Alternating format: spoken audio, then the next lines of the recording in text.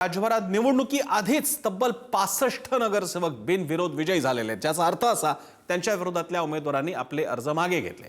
मतदानाआधीच भाजपची जोरदार मुसंडी पाहायला मिळते। सर्वाधिक 44 उमेदवार भाजपचे निवडून आलेले आहेत। रवींद्र चव्हाणांच्या कल्याण डोंबिवलीत भाजपचे तब्बल 15 उमेदवार बिनविरोध विजयी झालेले आहेत। भाजपचे 44 उमेदवार, शिंदेच्या शिवसेनेचे 17 तर अजित पवारांचे 2 उमेदवार बिनविरोध जिंकलेले आहेत।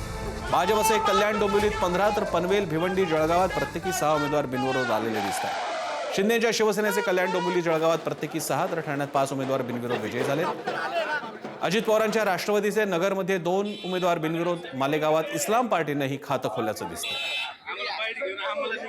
आपण बघतोय कोणकोणत्या ठिकाणी किती उमेदवार जिंकून आलेले आहेत आणि कोणत्या पक्षाचे हे निवडून आलेले, जिंकून आलेले। आमच्या स्क्रीनच्या पुढारी न्यूजच्या स्क्रीनच्या खाली आपण बघू शकता हा सगळा आकडा दिलेला आहे। बिनविरोध पॅटर्न या निमित्तानं महाराष्ट्रात बघायला मिळतोय। भाजप 46, शिवसेना 17, राष्ट्रवादी 2, इस्लाम पार्टी 1 हे ते उमेदवार आहेत ज्यांच्या विरोधातल्या विरोधी पक्षांच्या उमेदवारांनी अर्ज मागे घेतले। राज्यात सर्वाधिक 46 नगरसेवक हे भाजपचे अशा प्रकारे जिंकून आलेले आहेत।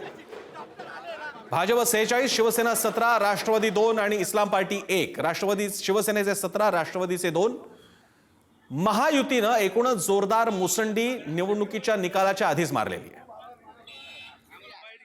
सांगायला आनंद होतो की या MMR रिजन मध्ये असणाऱ्या कल्याण डोंबिवली महानगरपालिकेमध्ये 15 नगरसेवक भारतीय जनता पार्टीचे बिनविरोध निवडून आलेले आहेत।